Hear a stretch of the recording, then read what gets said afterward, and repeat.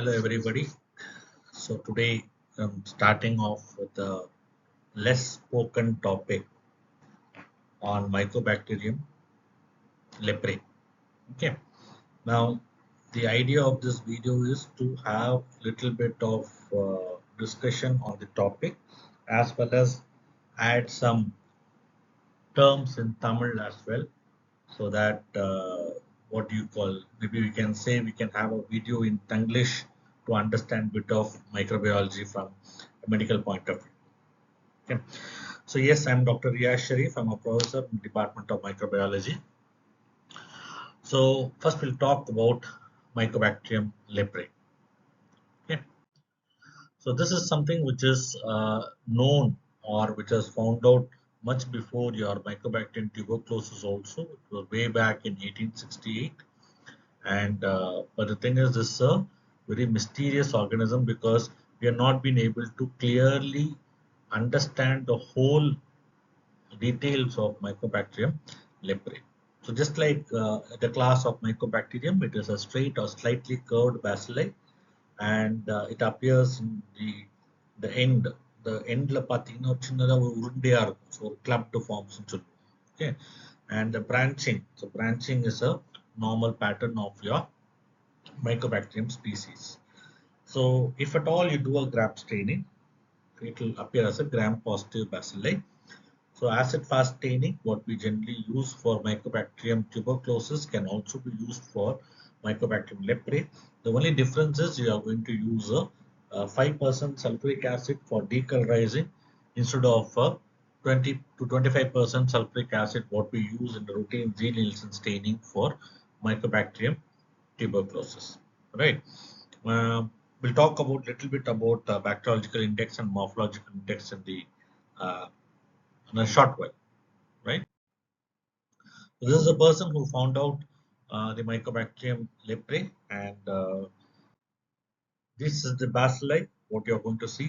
There's a heavily infested or with a person with high infective rate. This is the kind of picture you are going to see on a slit skin smear. Okay. So when you look at the bacilli, you can also make out whether they are actually alive or they are dead bacilli. So it's a live bacilli will appear more of a solid and will be uniformly stained, whereas the dead bacilli will be more fragmented and ஒரு பொடி பொடியா இருக்கிற மாதிரி இருக்கும். Okay. Now comes two major terminologies. One is called as a bacteriological index and another was called as a morphological index. Okay. So morphological index is what is very much or rather important. So what do we do? So bacteriological index is the number of bacilli which are there in your tissue sample, right? So that can be a combination of both dead and live bacilli. So wherever you see the pink bacilli-like structures, you are going to count it. So that becomes your bacteriological index. So morphological index is something which is uniformly stained bacilli. So மேல பார்த்தீங்கன்னா live bacilli we said it is a uniform stain ஆகும். So இதுல எந்த bacilli actually உயிரோடு இருக்கும், அதாவது ஃபுல்லா stain ஆயிருக்கோ அதை மட்டும் எடுத்தீங்கன்னா it becomes a morphological index. Right. So this is how it appears. So you have the solid Mycobacterium leprae, where you are going to have a fully stained, full bacilli stain. As you come down, it's a fragmented one. Okay, நடுல gaps இருக்கு. இன்னும் கொஞ்சம் bacilli dissolve ஆகிற சமயத்தில் or degenerate ஆகிற சமயத்தில் அது அங்கங்க குட்டி குட்டி ஏரியாஸ் மட்டும் ஸ்டெயின் ஆகும். ஃபுல் பேஸ்லையா நம்மளால பார்க்க முடியாது. So these bacilli are seen either in single or in groups, and இதெல்லாம் ஒண்ணுக்கு ஒண்ணு அட்டாச் பண்றதுக்கு there is something called as a glia, come மாதிரின்னு வச்சுக்கோங்களேன். And this will all this bacilli will join together. So this mass is called as a globi. அப்போ ஒவ்வொரு இந்த மாதிரி மாஸ் உண்டியா இருந்துச்சுன்னா it's called as a cigar bundle appearance. Okay. So this எங்க இருக்குன்னு பார்த்தீங்கன்னா the lepra cells or foamy cellsல இருக்கும். So இதுதான் வந்து ஒரு cigar bundle, just for representation purpose, வேறு எதுவும் கிடையாது. ஸோ அதை பார்த்தீங்கன்னா that's is how your slide also looks under your staining. Okay. Grow பண்ணணும்னு பார்த்தீங்கன்னா அதுக்கு ஒரு செப்பரேட்டாக ஒரு கல்ச்சர் மீடியாவோ ஒரு பயங்கரமான ஒரு ஸ்பெஷலைஸ்ட் டிஷ்யூ கல்ச்சரோ கிடையாது. அண்ட் வந்து இது வந்து it will take a long time to ஒரு பேஸ்லேயே 2 பேஸ்லேயே மல்டிப்ளை ஆகிறதுக்கே 12லேருந்து 13 நாள் ஆவரேஜாக எடுக்கும். And it can be as short as 8 days or it can take up to 42 days depending on the conditions. Okay. So if at all you want to maintain the bastley, you can put it in a foot pad inoculation of mice. Mice உடைய அந்த கையில் இருக்கக்கூடிய அந்த சதை இருக்கு இல்லையா, குட்டியா இருக்கும் இல்லையா, அது லைட்டாக இன்ட்ராடர்மில் இனாக்குலேட் பண்ணி வச்சா ஒரு 1 to 6 monthsல கிராண்டுலோமா டெவலப் ஆகிடும். அதில் வந்து you can store the bacilli or keep the bacilli alive. And இது இன்னும் கொஞ்சம் நல்ல அந்த இன்ஃபெக்டிவ் ஃபீச்சர்ஸ்லாம் பார்க்கணும் அப்படின்னு சொன்னோம்னா அந்த எலியில் ஆர் இந்த மைஸில் நம்ம வந்து தைமக்டமி பண்ணிட்டு அதனுடைய இம்யூனிட்டி இல்லாமல் ஆக்கிட்டோம்னா லெப்ரமேட்டிஸ் லெப்ரஸியோட எல்லா ஃபீச்சர்ஸும் அதில் வந்துடும். So experimental animals, if you say this is called as a 9-banded armadillo, which is highly susceptible to this infection, and there will be extensive kind of multiplication of bacilli and typically form the lepromatous lesions. Natural infection, chimpanzees, mangabe, monkeys, இதெல்லாமே வரும். But இதெல்லாம் weather human இன்ஃபெக்ஷனோட ஏதாவது relevance இருக்கா, இது இந்த இன்ஃபெக்ஷனோட நம்ம human இன்ஃபெக்ஷனை compare பண்ண முடியுமான்னா அதை வந்து தெரியல இது வரைக்கும். ஃபுல்லாக ஒரு ப்ராப்பர் ஸ்டடியாக அது வந்து நமக்கு ரிசல்ட்ஸாக வெளில வரல. இதான் அந்த 9-banded armadilloன்னு சொல்றது. So there was a tissue culture trial by Indian Cancer Research Institute in 1962 in Bombay, where they tried to adapt the LJ medium, what we use for tubercle bacilli, to grow the lepra bacilli also. That has been a trial. Okay. So resistance பார்த்தீங்கன்னா கொஞ்சம் நல்ல சூடாக கொஞ்சம் கொஞ்சம் ஈரப்பதம் இருக்கிற இடங்கள்ல humid பிளேசஸ்ல it grow or it sustain up to 9 to 16 days. And கொஞ்சம் நல்ல ஈரப்பதம் இருந்துச்சுன்னா it can live up to 46 days also. And it can survive direct exposure to sunlight for around 2 hours and UV light around 30 minutes கூட உயிராக இருக்க முடியும். Okay. So disease னு பார்த்தோம்னா it is called as a leprosy, as you know. So chronic granulomatous disease that can affect any part of the body. ஆனால் main affect பண்ணுறது வந்து skins, peripheral nerves and nasal mucosa. Okay. So இதில் வந்து different types of classification இருக்குது. First one is Madrid classification. So அது வந்து can ரெண்டு major things பார்க்கணும். One is called as a lepromatous leprosy and other is called as a tuberculoid leprosy. ரெண்டு எதிர் துருவங்கள் மாதிரி வச்சுக்கலாமே. ஸோ லெப்ரமேட்டஸ்னா இம்யூனிட்டி ரொம்ப கம்மியாக இருக்கும், டியூபர்குலாய்டுனா ஓரளவுக்கு இம்யூனிட்டி இருக்கும். ஸோ அதுக்கு நடுவில் வர்றது intermediate type and dimorphous type. So இதில் வந்து ஒரு பேஷண்ட்டுடைய எந்த அளவுக்கு ஒரு இம்யூன் சிஸ்டம் இருக்குது அதுக்கேற்ற மாதிரி இது மாறலாம். இல்லைன்னா நீங்கள் வந்து என்ன ட்ரீட்மெண்ட் பண்ணுறீங்களோ அதுக்கேற்ற மாதிரியும் கொஞ்சம் இந்த சிம்டம்ஸும் இந்த கிளாசிஃபிகேஷன் எல்லாமே மாறலாம். ஸோ லெப்ரமேட்டஸ் லெப்ரசி எப்படி இருக்கும் அப்படின்னு பார்த்தோம்னா, first patient should have a very low host resistance. So what will happen, பேஷண்ட்டுக்கு ரெசிஸ்டன்ஸ் கம்மியாக இருக்கிறதுனால நம்பர் ஆஃப் பேஸ்லே ரொம்ப அதிகமாக இருக்கும். ஸோ நீங்கள் க்ளோபை, இந்த சிகார் பண்டில் அப்படின்றதுலாம் சொன்னோம் இல்லையா, இது எல்லாமே நம்மளால பார்க்க முடியும். So it's otherwise called as a multi bacillary disease. Okay. இதில் பேஷண்ட்டுக்கு என்ன ஆகும், சூப்பர்ஃபிஷியல் நாடுலார் லீஷன்ஸ், கொஞ்சம் கிரானுலேஷன் டிஷ்யூ இருக்கும், கொஞ்சம் cells, different types of cells which are mononuclear cells which are called as lepra cells உண்டாகும். இந்த நாடியூல்ஸ் உண்டாகும்போது ஆஃப்டர் சர்டன் டைம் அது நாடியூஸ் அல்சரேட் ஆகலாம். அல்சரேட் ஆகும்போது அதில் வந்து ஒரு அந்த ஒரு புண்ணு உருவாகும். அந்த புண்ணில் கொஞ்சம் செகண்டரி பாக்டீரியல் இன்ஃபெக்ஷன் இதெல்லாம் உருவாக சான்ஸ் இருக்கு. ஸோ ஸ்லோலி இந்த மாதிரி புண்ணுகள் வர வர அந்த ஏரியா அந்த எந்த இடத்துல நாடியூல் ஆரம்பிச்சதோ அங்கே ஒரு டிஸ்டார்ஷனும் கொஞ்சம் ஒரு மியூட்டிலேஷன் இருக்கும். ஸோ பேஸ்லை இது வந்து நம்ம மூக்குக்குள்ள வாய் எங்கெல்லாம் இந்த மியூக்கோசல் சர்ஃபேசஸ் இருக்கோ அங்கே போய் அஃபெக்ட் ஆகக்கூடிய சான்ஸ் இருக்கு. அண்ட் அங்கேருந்து நம்ம ஓரல் செக்ரேஷன்ஸ், நேசல் செக்ரேஷன்ஸ், பேஷண்ட்டுடைய நேசல் செக்ரேஷன்ஸ்லேருந்து இந்த பேஸ்லே பெரிய அளவில் நம்ம என்வாயன்மெண்ட்ல மிக்ஸ் ஆகிட்டே இருக்கும்.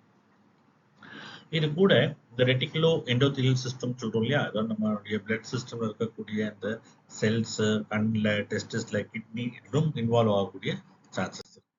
ஓகே. ஸோ இந்த லெப்ரமேட்டஸ் லெப்ரமி ஸ்லோலி அதோட பிளட் ஸ்ட்ரீமோட மிக்ஸ் ஆகும். அது வெரி இன்ஃபெக்டிவ். காரணம் நம்ம வந்து பேஷண்ட்டுடைய இம்யூனிட்டி ரொம்ப கம்மியாக இருக்கு, அதில் வந்து ஒரு பேஸ்லின் டெவலப் ஆகும், இன்ஃபெக்டிவாக இருக்கலாம். And secondary because immunity is low and number of bacilli are very high, prognosis poor. So வந்து இதில் வந்து செல் மெடிட் இம்யூனிட்டி ரொம்ப குறைவாக இருக்கும். செல் மெடிட் இம்யூனிட்டி குறைவாக இருக்கிறதுனால செல்மெட்டிபிலிட்டி குறைவா இருக்கிறதுனால என்ன ஆகும்னா உங்களுக்கு வந்து இந்த லெப்பர்மென் ஸ்கின் டெஸ்ட், அதாவது நம்ம வந்து ஸ்கின் டெஸ்ட் பண்றதே வந்து இந்த டிலேட் ஹைப்பர் சென்சிட்டிவிட்டி சொல்லுவோம், டைப் 4 ஹைப்பர் சென்சிட்டிவிட்டின்னு சொல்லுவோம். ஸோ அதுல வந்து எப்போ நமக்கு வந்து இந்த டி செல்ஸே ரொம்ப கம்மியா இருக்கும், செல்மெட்டிபிலிட்டி கம்மியா இருக்குன்ற பட்சத்துல நமக்கு அது வந்து நம்ம அந்த ஸ்கின் டெஸ்ட் எல்லாமே நெகட்டிவா தான் இருக்கும். இதான் நம்ம சொல்லக்கூடிய அந்த நாடியூல்னு சொல்றது. இது வேற ஒரு பிக்சர். ஓகே, ஸோ இதெல்லாம் வந்து கொஞ்சம் இந்த லெப்ரமேட்டஸ் லெப்ரஸியோடைய கொஞ்சம் மோசமான ஒரு பரிமாணம்.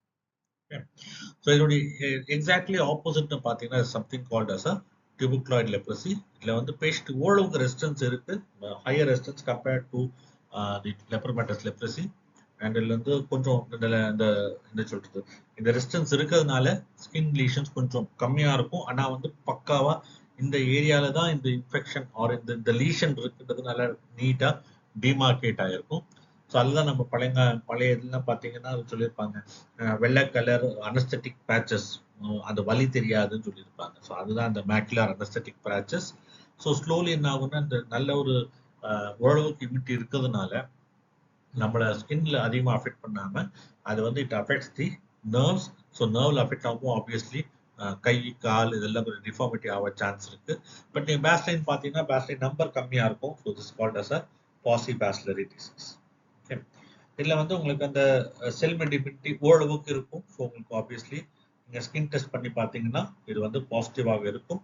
அண்ட் இந்த ஆட்டோ ஆன்டிபாடிஸ்ன்னு சொல்லுவோம், அதாவது நம்ம உடம்புல நமக்கு நம்மளுடைய ஓன் செல்ஸ்க்கு அகெயின்ஸ்டாக உருவாகக்கூடிய ஆன்டிபாடிஸ் கொஞ்சம் ரேர் தான். ஏன்னா ஓரளவுக்கு நமக்கு ரெசிஸ்டன்ஸ் இருக்கு, செல் மெடிபிலிட்டி இருக்கிறதுனால இது வந்து it will not allow the auto antibodies to appear in the blood stream.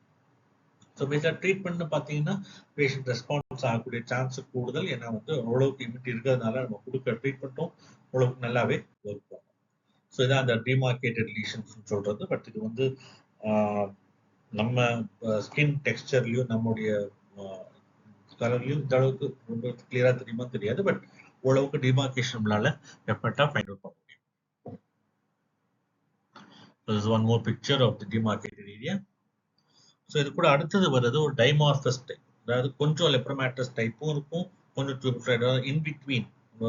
எப்படி நீங்கள் வந்து பேஷண்ட்டுடைய இம்யூனிட்டி எப்படி மாறுபடுதோ, இல்லைன்னா வந்து during the course of treatment வந்து கொஞ்சம் இந்த பக்கம் அந்த பக்கம் கொஞ்சம் ஃபீச்சர்ஸ் மாறலாம், கொஞ்சம் அளவுக்கு ஸ்கின் டிமார்கேஷன் இருக்கலாம், கொஞ்சம் அளவுக்கு நாடியூல்ஸ் இருக்கலாம்.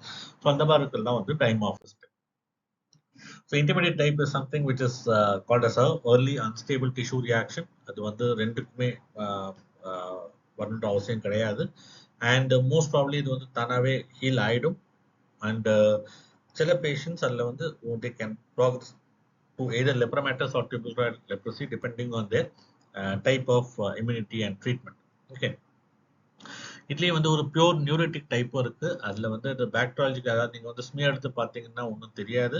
At the same time lesions இருக்காது.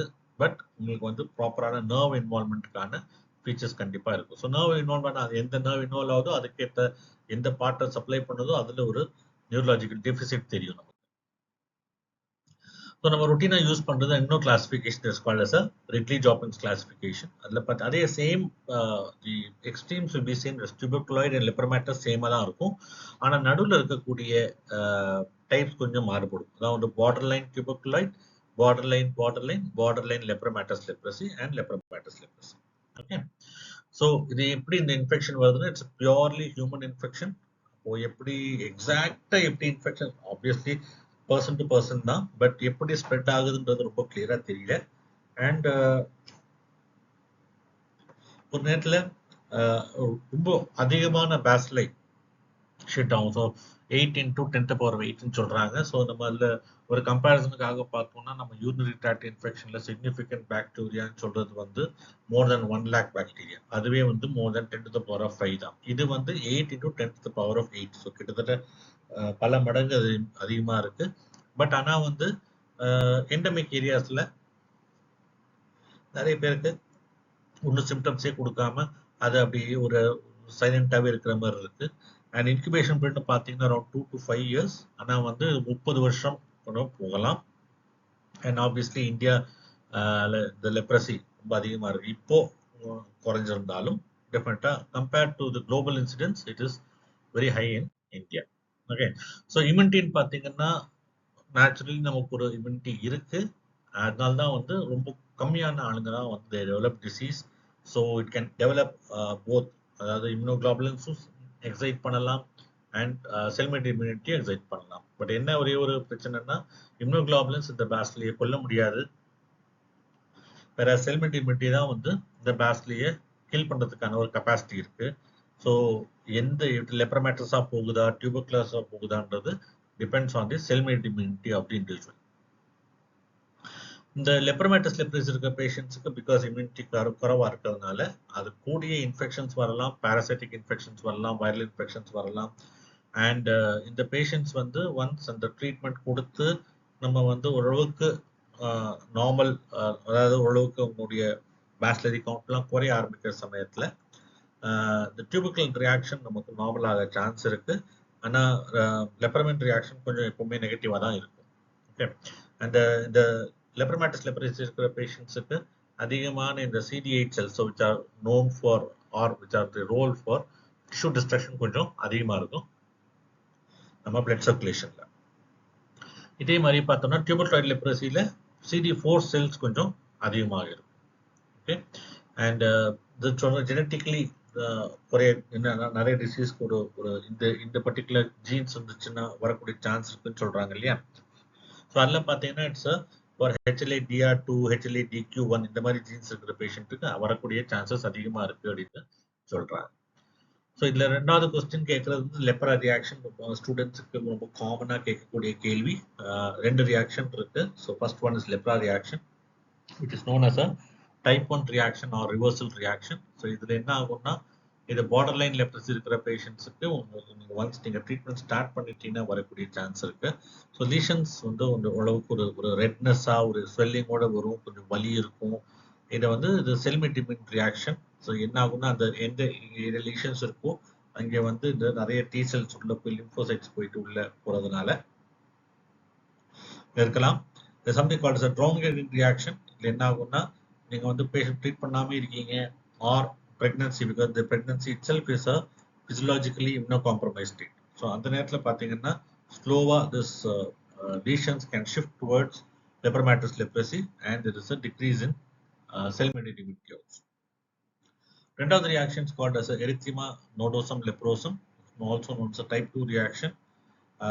இது வந்து borderline lepromatous, low lepromatous ஆகலாம். ஸோ ஜென்ரலி ஒன்ஸ் நீங்கள் கீமோதெரபி ஆரம்பிச்சிட்டிங்கன்னா என்ன ஆகும்னா ஒரு வலி ஆரம்பிக்கும் பேஷண்ட்டுக்கு. பிகாஸ் நிறைய இந்த லெப்ரா பேஸ்ல நிறைய இறக்குறதுனால நம்முடைய ஒரு ரியாக்ஷன் தான் அது. அது ஃபீவர் இருக்கலாம், ஜாயிண்ட் பெயின்ஸ் இருக்கலாம், எல்லாம் இருக்கலாம். ஓகே, ஸோ டியூபர்குலின் டெஸ்ட் எப்படி நம்ம பண்றோமோ அதே மாதிரி this intradermal skin test for leprosy which is called as lepromin test. அது வந்து நம்ம சொன்னோம்ல எக்ஸ்பெரிமெண்டல் அனிமல் ஆர்மடில்லோ அதுலேருந்து ரெடி பண்றதுக்கு ஆன்டிஜன். ஸோ அதில் வந்து பைஃபேசிக் ரியாக்ஷன் இருக்கு. ஸோ ஃபர்ஸ்ட் போட்ட உடனே ஒரு 1 to 2 daysல ஒரு எரிச்சல், ஒரு ரெட்னஸ்லாம் வரும். So that is called as early reaction of Fernandez. And late reaction of மிட்சுடான்றது ஒரு 1 to 2 weeks 4 வாரத்துக்குள்ள வரலாம். அதில் வந்து ஒரு ஸ்கின் நாடியூல் ஒரு இன்ட்ரேஷன் இருக்கலாம் அண்ட் இட் மைட் ஆல்சோ அல்சரேட்.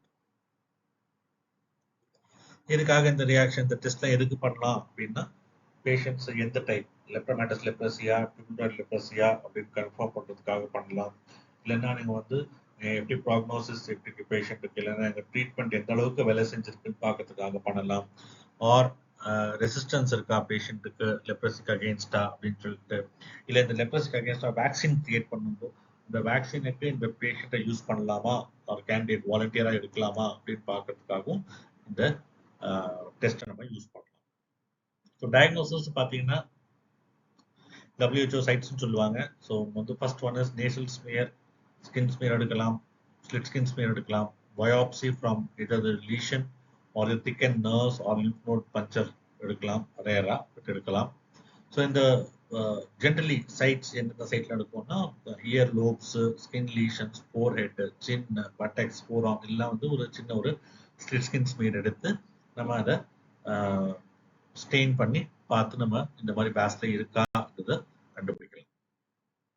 இந்த ஸ்மியர் பார்க்குற சமயத்தில் அதில் கிரேடிங் பண்ணுவோம். ஸோ ஜென்ரலாக நம்ம tuberculosis பண்ற மாதிரி தான் இதுலயும் grading பண்ணுவோம். So 1 to 2 10 bacilli in 100 fields will be 1 plus, 1 to 10 in 10 fields is 2 plus, 1 to 10 in every field is 3 plus, 10 to 100 bacilli per field is 4 plus, 10 to 1000 bacilli per field is 5 plus, and இந்த மாதிரி நல்ல clumps globally இருந்துச்சுன்னா it is 6 plus. அது கூட உங்களுக்கு வந்து bacteriologic index பார்க்குறீங்க, morphological index பார்க்க போறீங்க, ரிசர்ச் அந்த மாதிரி இருக்கிற செட்டப்ஸ்ல most foot pad inoculation or antibody against Mycobacterium leprae also பார்க்கலாம். ட்ரீட்மெண்ட் அப்படின்னு பார்த்தோம்னா ஜென்ரலி டாப்சோன் வந்து ட்ரீட்மெண்ட் ஆஃப் சாய்ஸ். ஆனால் இப்போ வந்து எல்லாத்தையும் பண்ற மாதிரியே மல்டிட்ரக் தெரப்பி தான் யூஸ் பண்றோம். ஸோ டியூபர்குலாய்டு லெப்ரசியில where the lesions are less, அதில் வந்து ரிஃபாம்பசின், அது டாப்சோன் கூடிய ரிஃபாம்பசின் 600 mg once in a month ஒரு 6 months கொடுப்பாங்க. கிட்டத்தட்ட ஒரு 4 yearsக்கு பேஷண்ட்டை ஃபாலோ பண்ணுவாங்க, வேற லீஷன்ஸ் மறுபடியும் வருதான்னு பார்க்கறதுக்காக. இதே மல்டிபாசிலரி லெப்ரசியாக இருந்தால் ரிஃபாம்பசின் around 600 mg once a month plus dapsone 100 mg daily plus clofazimine 50 mg daily for 2 years or restrictions மேல பேஸ்லை பார்க்காம ஆற வரைக்கும் and follow up will be 8 years. Okay, இதான் வந்து லெப்ரசி குறித்து நம்ம வந்து ஒரு சின்ன ஒரு பிரசன்டேஷன். இதுல வந்து உங்க டெக்ஸ்ட் புக்கையும் படிங்க. The basic idea of this presentation was just to give you an overview of what is the disease. You can also verify with your textbook. Newer things I might not have added that you can also add, but just to give an idea இது என்ன இருக்கு, எப்படி பண்ணலாம், என்ன இந்த disease அப்படின்றதுக்காக தான் இந்த ஒரு சின்ன ஒரு video. Thank you for listening.